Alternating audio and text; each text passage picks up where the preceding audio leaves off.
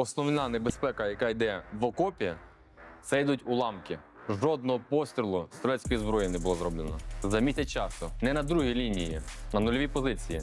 5 фронтальних влучань. І буде уражена легеня. Це буде пневмоторакс, відкритий, закритий. Це ураження легені, десь в живіт. А людина це може пережити. Я не сушу весь бронежилет. Ти приходиш на сонці, отак виставлено рой бронежилетів. Я її одягну під таку от рубашку. Це є унікальність цього бронежилета. За броніка взяв, бронік піднявся, починає за шиї душити.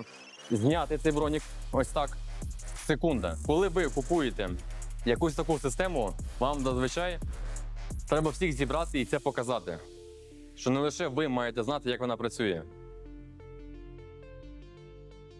Ми розібралися, балістику розібрали і розібрали плити. Тепер треба ось ці плити і цю балістику якось компонувати так, щоб її було зручно носити. Правильно? Тут вже й приходить якби вміння виробника, як правильно анатомічно її розміщати, щоб її було легше вам носити. Тут же ми починаємо включати свої скіли і дивимося по тому, з якої це кордури, який це розкрас, яка стропа, який швидкосхід, якісь унікальні речі в цих бронежилетах. Перше, це нас іде по класу захисту, так знизу до верху, йде плиткері, плитоноска. Наразі це піксель ММ14, але кордура є оригінальною. Бруквуд, Америка. Питання, плитоноска нам треба? Плитоноска – це плиткері, носіння плит. Це коли у нас дві плити поєднано лямками і камербандами. Закинемо плитоноску, наприклад, 6 клас, да? Чи який? Який? 4? 5? Та 4.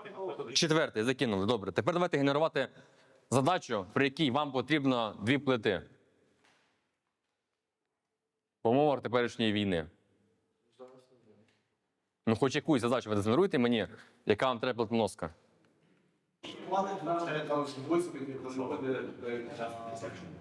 Добре, зараз ми копаємо траншеї. Їх копають зазвичай перша, друга лінія, да? Третя вже копається трактором. Там вже не треба маневреність в траншеї, правильно? Перша, друга лінія, на загроза чого? Стрілецької зброї чи уламкової зброї? Та й стрілецька зброя. Добре, останній раз, коли я був в Ізюмі та штурмовою, на нулі за місяць часу серед піхотинців, які там сиділи, жодного пострілу стрілецької зброї не було зроблено. Жодного пострілу. За місяць часу. Не на другій лінії, на нульовій позиції взагалі. Це показує плотність взагалі неба в дронах. На наземних дронах і повітряних дронах. Тому основна небезпека, яка йде в окопі, це йдуть уламки. Бо ти копаєш траншею і тебе хочуть копати дроном. Коли ти копаєш траншею, ти її копаєш як? Ти ліг, починаєш її копати з льожа, правильно? Якщо ми читаємо навіть по книжці. І починаєш ти робити подкоп. Перше ліг, да? І починаєш перш для себе, потім ти об'єднуєш між собою ці всі льошки, які ви лінію робили. Ну, це якщо по книжці, да? Яку ви навіть ви зараз вчили, робили. Але все рівно, що все, що ти зараз метушишся на нулі, будь-який двіж, який ти створюєш, тебе хоче уражати дрон. Тому основна це де уламок. То яка задача буде в тебе, коли тобі треба 2 плити? Задачі, які виконують, наприклад, СБУ, там, Нацгвардія. Ви не СБУ. Ми говоримо зараз про війну і армію. Як? Штурм? Да. Ну, в штурмі участвує хто? Крім стрілецької зброї. АГС, РПГ, гранати, дрони. От історія просто в тому, що суто плити, лише плити і ідеологія плиткері в масовій війні зараз, вона і раніше була втрачена, цього просто військові не розуміли. Її просто купляють, бо це красиво, легко, просто модно і красиво. Все. Насправді, плиткері, як по собі, не може бути зараз використана. Вона є недоцільною. Хтось скаже з вас, я можу собі купити плиткері і закинути балістику в камербанди, в плечі, на пашник, шию, до ліктя. Вона ж обвішується повністю всім, правильно? Але чи може стати плитоноска повноцінним бронежилетом. Чому? Будуть, да. Перше, великі зазори між плитою і, наприклад, плечем. А друге, те, що немає основного балістичного пакету позаду плити. Тобто, чим відрізняє плит-керрі від бронежилета? Основа – це ось цей масивний балістичний пакет, який є спереду і позаду. Саме він дає можливість балістично перекрити перехід в шию, в плече, в захист, передпліччя, нижче. Тобто він дає основну балістику у вас. І потім ви вже його докомплектовуєте. Тому сама ідеологія плит-керрі – це бути мобільним. А коли ти береш плит-керрі і, маючи мобільність, знищуєш цю мобільність балістикою по камербандам, плечам і так далі, і ти забираєш свою мобільність, але не маєш захисту бронежилету, то якось це виглядає дивно, як мінімум, да? Тобто ми або купляємо під якісь ваші завдання, де потребуються дві плити, і зберігаємо ідеологію мобільності плит-керрі, де маємо лише дві плити і легкість, і використовуємо її, або купуємо бронежилет. Але купувати плит-керрі і обвішувати балістикою взагалі нелогічно. І плюс ми враховуємо, що використовуємо плити, які плити ставляться в плит-керрі. Лише плити, які йдуть з стендалону і можуть використовуватися без балістичного пакету позаду. Ясно, що метал, він йде по умовчуванню стендалону, що він може йти. А от керамічні плити – це важливий пункт, який ми ставимо сюди. Тобто ось цю, наприклад, класну плиту я поставити не можу сюди, бо вона має йти з балістикою позаді. Тому плит-керрі є дуже класно і цікаво, але наразі в умовах війни, якщо ми говоримо про війну, не спец якісь завдачі, не ГУР, СБУ та далі, да? А ми говоримо саме про війну, то плит-керрі не є актуальною. Йдемо далі.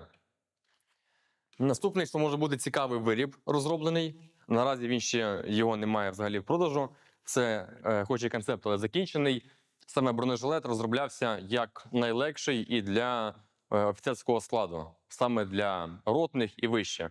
Коли ти можеш одягати, бути мобільним, кататися, впринути в машину, з машини на КСП. Тобто річ, яка дає тобі повноцінний великий балістичний захист, ось, але зберігає твою мобільність, тебе не сковує. Тут що закинуто ще, і теж його ще поки що немає на сайті, це недавно були розроблені, додані такі балістичні крила. Ось так вони виглядають. Для чого вони потрібні? Коли я закидаю на себе бронежилет,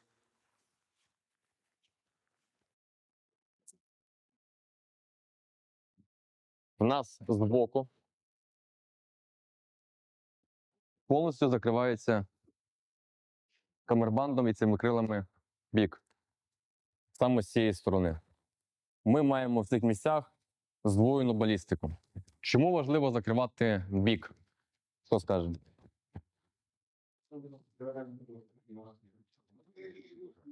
Як один з варіантів. Але якщо ми маємо фронтальну стійку, взагалі всі ваші стійки для стрільби, вони пішли з того, як ми тримаємо зброю, які є бронежилети. Колись стріляли ось так. Да? Чому стріляли? Зменшували свій силует. Пополам його різали. І піднімали лікоть. А чому піднімали лікоть? Бо як ти впреш приклад, коли стоїш ось так. Да? Потім почали вже ставати ось так, але все рівно піднімали руку. Чому піднімали руку? Плити були квадратні. Ти знов приклад не впреш. І треба було підняти плече. Зараз же стоїть ця фронтальна стійка, опущені руки, і ми використовуємо нашу плиту. Що є, в принципі, логічно, да? Бо маючи бронік, стояти ось так, якось трошки безтолково. Тому, чому в нас іде бік більш зашитий і чому потрібно його зашивати? Тому що всі фронтальні влучання людина може більше пережити. Ти можеш пережити 1, 2, 3, 4, 5 фронтальних влучань. І буде уражена легеня. Це буде пневмоторакс, відкритий, закритий. Це ураження легені, десь в живіт. А людина це може пережити. Якщо ми беремо збоку влучання уламків, це йдуть всі парні органи. У нас йде влучання дві легені серця, дві нирки, селезінка, печінка. Тобто ці влучання людина майже не може пережити. Це ясно?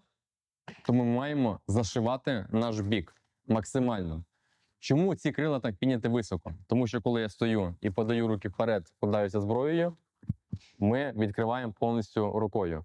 У нас є, до прикладу, ось таке плече.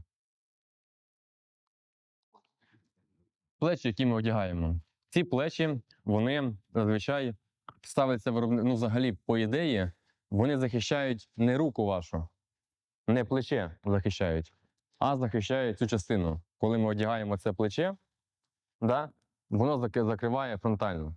Але коли навіть маючи це плече, ми подаємо руки вперед стріляти на що? Відкривається. Повністю відкривається бік. І так само тут, коли ми тримаємо зброю, ми повністю відкриваємо бік. Тому ці місця мають максимально бути зашиті балістикою. 1, 2, плюс камербанд. Ще зараз буду ставити, і це вже буде йти в бронежилети, другий клас, але пресований. Ось така плитка, яка теж буде заходити в камербанди. І вішається вона просто там на велкро, ось так, до камербанда і прижимається. Ну, ми там вже маємо другий клас. Тобто ми максимально зашиваємо наш бік. Наступне, що важливо, це коли ми маємо ось так балістичний пакет і закидаємо камербанди, ми бачимо всі оці накладки в 2 см. Між ними не має бути вразливих зон. В будь-якому бронежилеті основна частина має плавно балістично переходити в камербанд, в напашник, всю балістику, яку має бронежилет, вона скрізь має мати накладку і правильно переходити. Щоб коли ми дивилися в бік, у нас не було жодної вразливої зони, а йшов суцільний балістичний пакет. Тому що навіть мавши якісь зазори сантиметр в 2, уламок туди обов'язково зайде. Є помилкою, коли ти береш плитоноску, обвішуєш її повністю всім спорядженням, і тебе через вперед, навіть тебе погано видно, ти такий весь обвішаний.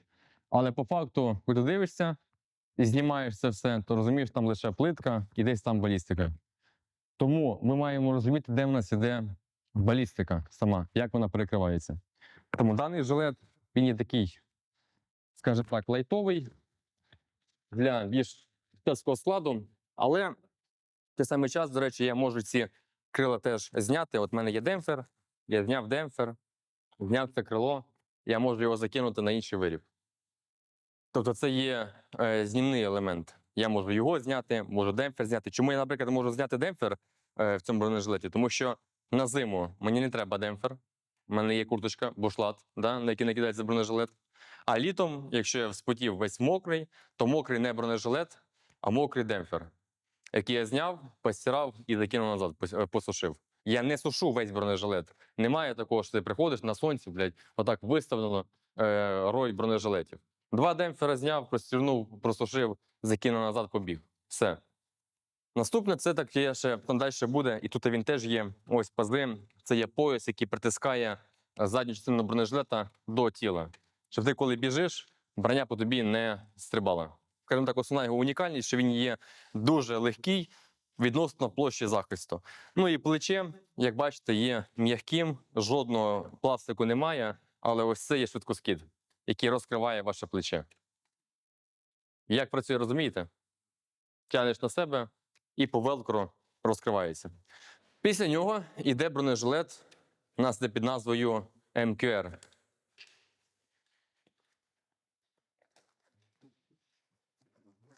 Ой. Він зараз тут з плитами. Ось такий вже більш тяжкий, повноцінний бронежилет. Демпфери тут йдуть більші у нас. Яка ж його особливість? Якщо це, як я вже казав, більш для офіцерів, приталений, я навіть цю броню можу одягнути під рубашку. Закину плити 6 класу, і в мене буде броня 6 класу під рубашкою, коли зніму верхні плечі, щоб не було їх видно. Тобто я навіть можу взяти, наприклад, ці плечі, вони розбираються. Ось так. І у нас стає ось таке плече, яке під рубашкою, під курточкою його стає не видно. І сюди стають плити в цю кишеню. Ось такі тонкі, які ви дивилися, які тримають кулемет. І я можу одягнути таку броню, яка мене не сковує взагалі, але фул захищає балістику і тримає кулемет. Я її одягну під таку от рубашку. Це є унікальність цього бронежилета. І вага його там буде 6-7 кг. Далі. Ось цей бронежилет. Тут дуже цікава ідеологія в тому, що броня має приймати участь у вашій евакуації. Ясно, що основне завдання бронежилета – це вас захищати від куль і уламків. Але коли ви отримуєте поранення в броні, далі залишаєтеся ви 300-й і на вас бронежилет. І бронежилет в такій ситуації має допомагати вам вижити. Що є в цьому бронежилеті? Перше. Це нестандартна стропа евакуації, як бачите. Да? Вона не є штатною в бронежилеті. В жодному цьому броніку ви не побачите такої ручки, лямки, за яку треба когось тягнути. Бачите? Тільки буде велкро така панелька. Що це означає? Навіть на платоносці побачите ось таку тільки ручку. Це лише для того, щоб бронежилет носити, а не за нього тягнути і відтягувати пораненого. Тут є ось така стропа сквозна, яка має карабін і фіксується на велкро. Вона вплітається на молі, як бачите, окремо виглядає це просто ось така стропа. Так вона окремо виглядає, вплітається в будь-який бронежилет. Ось. Ми перед виходом беремо цей карабін і фіксуємо собі його на пояс, варбелт або на РПС. Зафіксували, побігли. Коли у вас йде поранення, хтось підбігає, бере за цю ручку, витаскує, стропа розкривається і вас тянуть. Але тянуть за що? За РПС або за пояс. І бронежилет не приймає участі. Тобто, коли вас відтягують, броня не сандалюється вам сюди в шию і вас не душить. Бо так зазвичай. За броніка взяв, бронік піднявся, починає за шиї душити, а в цьому випадку не приймає броня участь в евакуації. Наступне, ми зараз до цього ще теж повернемося. Коли вона стоїть в такому бронежилеті, до прикладу, от є пояс, який я можу теж показати, який фіксує, бачите, задню плиту прижимає до тіла. Тобто ми його або фіксуємо, або взагалі його знімаємо. Я зараз покажу, як працює тут система. Я його під себе не підганяв. Цей бронежилет, камербанди затягуються туди. Одна теж відмінність є те, що він є еластичний, що він тягнеться. Це треба для того, що ти коли біжиш, броня тебе не скакала. Але якщо нам треба його зняти, ми знімаємо його по клавішам. Кнопку нажали, від'єднали камербанд. Так само і працює другий. Кнопку нажали, від'єднали камербанд. Якщо ми отримали поранення, нам потрібно екстрено цей бронежилет з себе скидати. От в секунді. У нас є обозначена червоною ниткою швидкоскид, який знаходиться між магазинами і адмінпідсумком. Посередині. Ми за нього тянемо і в секунді себе скидуємо цей бронежилет. Це якщо я просто отримав десь поранення, або я від чогось втікаю чи просто біжу, мені в 1 секунду треба з себе скинути цей жилет. Просто одним ривком я скидаю з себе всю масу. Все, що в мене є на бронежилеті. Магазини, все спорядження, ззаді штурмовий рюкзак, вода, от просто все злітає в 1 секунду. Тепер до того, як працює цей бронежилет, коли ви отримали поранення. Задні ряди можете встати, бо зараз буде лягати, щоб вам було видно. Так само ви вставайте, підходьте, дивіться. Одягай.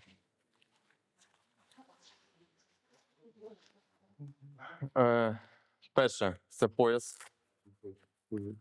Він є з 2 сторін. Далі на магніті камербанди. Раз, то так само. Під низ. Дивись. І він сам закривається. Бачиш? У нас є повноцінний бронежилет. Ставай сюди. Значить, в моменті, якщо він отримує поранення і без свідомості, я відіграю роль просто парамедика або його побратима. Ти лягаєш. Але вставай, вставай. Я тебе ременя немає. Твоя мать, що ти за воїн такий? Зараз ми тобі дамо РПС-ку, значить. Чекай. Не готовий ти. І зброї немає, РПС-ки немає. Не підготовився. Розвідчик, да? Це гур, блядь, в джинсах.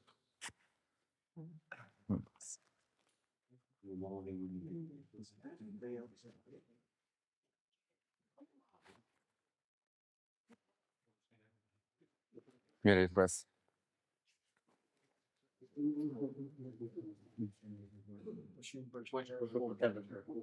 Є, да? Нижче опускай РПС. Тепер повертайся. Перед виходом ми маємо зафіксований карабін. Ми його фіксуємо по праву чи по ліву сторону, кому як зручно. Скидуємо карабін і закидуємо кудись за якусь молі або за 2 маляхи. Тобто, але краще це робити за пояс. Ну, ми закинемо за одну із малях. Далі.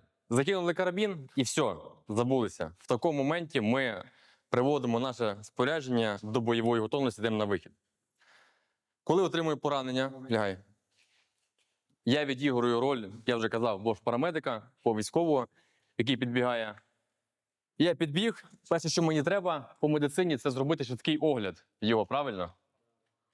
Це опускаємо зброю. Мені треба глянути, що з ним сталося, де в нього поранення, що в нього є під бронежилетом, правильно? В моменті я можу з нього зняти цей бронік, ось так, секунда.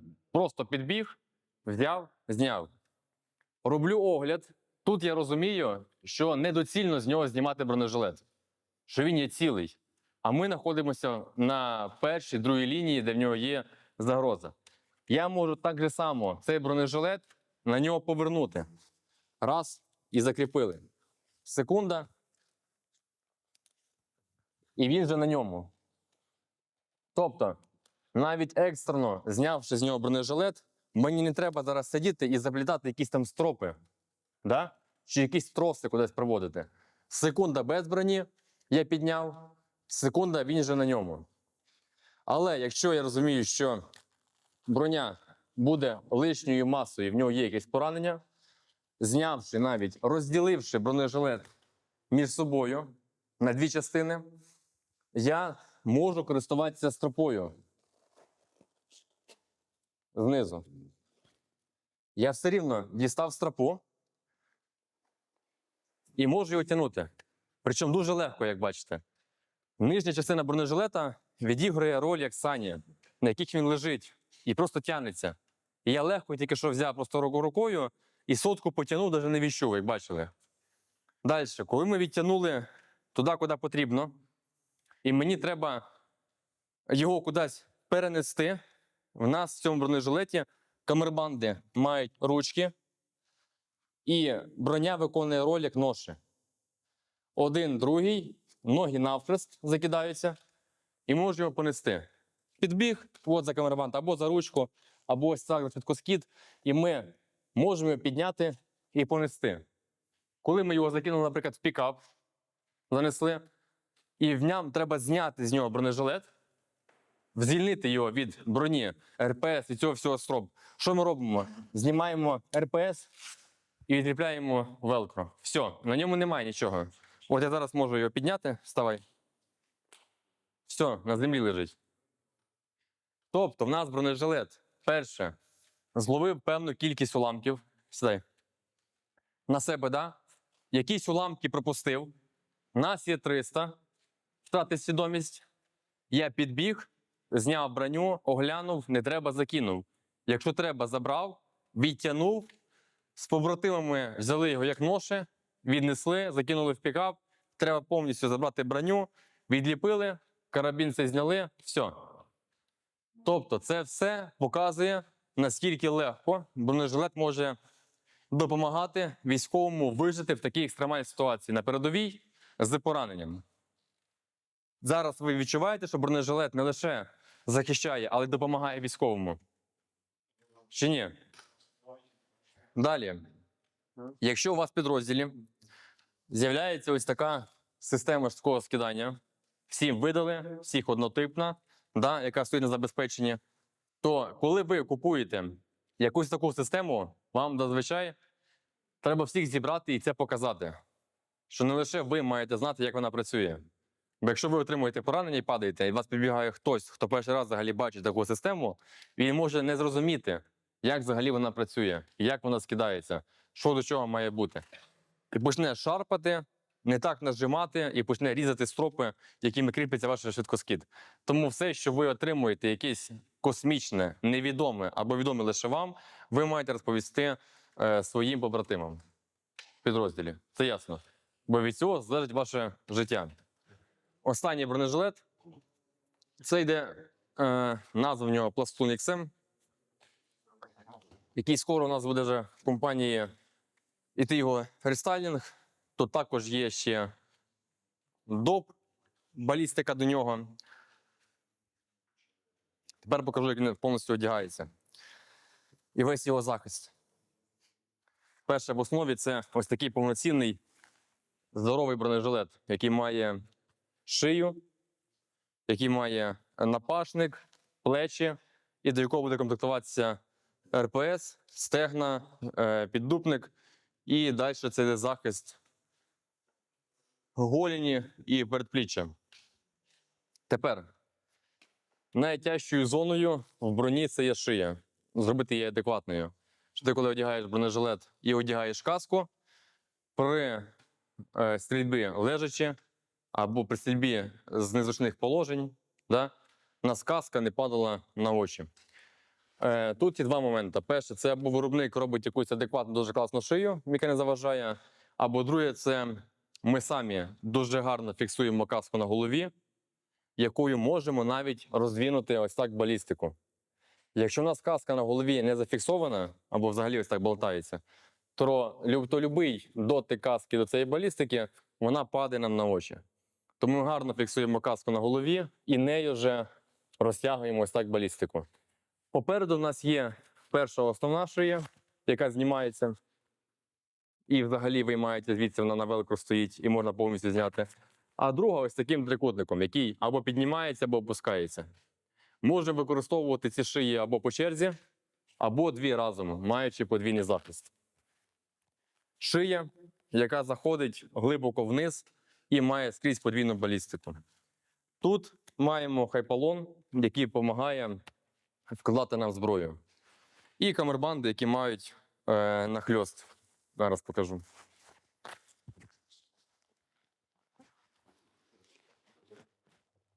Перше. Пояс. Камербанди. Ну, це треба робити навіть не дивлячись на швидкоскиди, на спорядження. І шия. Ось так виглядає повноцінний бронежилет. Ну і так само плечі. Одне плече залишилося у Львові просто. Одне плече має бути піднято ось так високо. Не низько, як це більшість людей виробників, а ось так. Щоб коли ми вкладаємо зброю, у нас балістика заходила на бронежилет і формувала перед вами повністю суцільний балістичний купол. Без вразливих зон. Наступне, чому шия заходить настільки глибоко туди всередину і має по контуру такі підйоми? І чому плечі так сильно підняті? Коли ми одягаємо каску, взагалі, неважливо яку, але краще з вухами каску одягаємо, є наступний момент, покажу.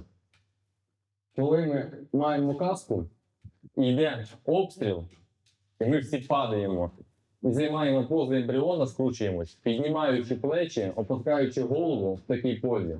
У нас зверху формується повноцінний теж балістичний купол, який має скрізь подвійну балістику.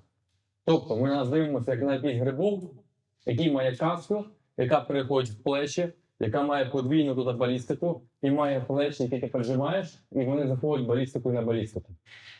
Тобто все, що у нас падає зверху, всі уламки йдуть зверху, коли ми зажаті в окопі, У нас є суцільна балістика, яка не має вразливих зон. Оце є дуже важливо, розумієте? Можна мати дуже багато на собі речей, але мати великі зазори, в які будуть залітати уламки. І коли залітає уламок, а ти стоїш в такому спорядженні, починається довге скидання, шукання, а в стані адреналіну ти навіть можеш не відчути, в тебе є якийсь там уламок від того Бога. Просто ти прибігаєш, в тебе там штани в крові, або там кубок в крові. Ти в стані адреналіну навіть цього можеш і не відчути. Далі це РПС. Латин.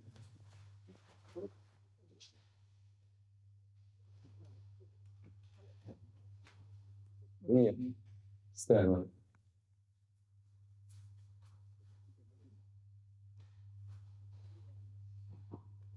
І зараз покажу, як це все скидається.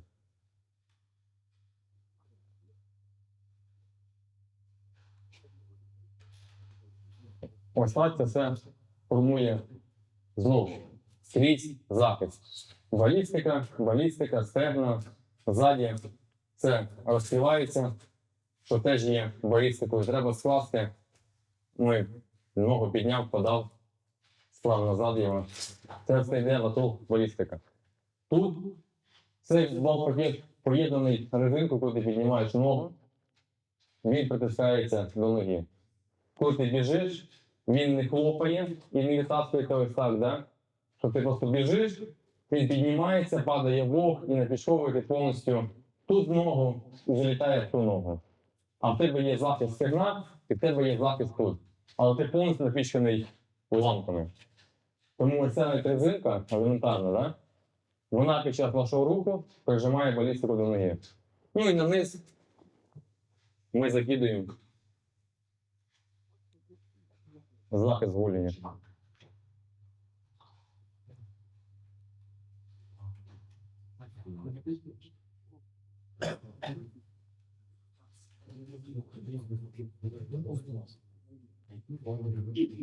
Ось так це виглядає. Це має взагалі підніматися швидше, фіксуватися разом зі стегном, де переходить балістика вже знизу і в захист коліна, голені, далі дивіться. Ну, тут я це одягаю так собі. Тут зараз будуть ще крила, йти сюди, які будуть так повністю входити по голені. Але навіть зараз там я можу опустити цей. Ну, це більше статику, ясно, але подальшому це має входити ще голень. Основна проблема в цьому, це не так, можливо, там сковує рухи, як теплообмін. В ньому дуже жарко. Це футболістика, яка не дихає. Як би не було там класно наскомбінована, яка то не була десь сітка, як би там я не міг, ну я в ньому можу вільно рухатися навіть зараз. Я розумію, що я і зброєю буду користуватися, і дропи можу зробити. Тобто він не сковує мене, я можу в ньому бігати. Я тестував його, він в ньому нормально бігається, але він не момент, що це має бути гарна підготовка і гарний теплообмін. Натреноване тіло з бронежилетом. Тому броня фул захищає, цей весь захист є комбінований, вона не важко скидається. Тобто, якщо ми хочемо скинути зад, стегна і РПС, ми знімаємо два пасикса тут і один по центрі. І ця балістика скинута. Якщо ми хочемо себе скинути, наприклад, плече, воно скидається двома або резинкою, я його скидаю першим методом, ось так відтягуючи, де закидується легко знімаючи, або зверху. Ми там маємо просто кнопку, ми цього натискаємо і плеча немає. По броніку те саме. Швидкоскид вниз, пояс відсунув і наступне тут. Я теж можу його теж легко себе скинути. Ну, теж потребує якоїсь послідовності, набагато легше себе МК, який працює. Тому це така, скажімо так, більш масивніша версія, більш захищена, але в ньому дуже прям жарко. Насправді. Ну, зараз будете вірити. І от таку броню краще одягнути з третіми плитами і бути весь захищений в балістиці, чим одягнути якусь подноску, яка буде так само важити. Є. Тому Сьогодні ми що основне зрозуміли? Що весь оцей захист, який ви носите і будете носити, він є важливий, але важливий тоді, коли ви в ньому будете впевнені. А впевнені ви в ньому тоді, коли що? Знаєте, що він складається з середини, а не що, як він складається ззовні. Зробити ось такий дуже красивий чехол з мультиками – це питання 2-3 днів. Його можна зробити дуже класним. Але якщо основа цієї броні не якась китайська хуйня повноцінна, або якісь незрозумілі наповнення, чи китайська якась плита, то який би не був крутий цей чехол, то він не зупинить ні уламок, ні кулю. Це ясно. Ну, а скажімо так, це, якщо брати по наростаючій, це перше, ми перевіряємо наповнення. Друге, це дивимося на площу. Третє, це ми дивимося на перекриття балістичні, як вони між собою перекриваються, що в нас є суцільна балістика, а не між ними там по 3 пальця влазить. І останнє ми дивимося, напередостаннє, на анатомію прилягання, як ми одягаємо, як ми почуваємо його собі, чи нас не сковує він. І наступне це вже його функціонал, це робоча зона. Скільки підсумків можна повісити, де протягнути гарнітуру, де протягнути гідратор, питну систему і так далі. Тобто в останню чергу ми дивимося вже на якийсь такий вже функціонал.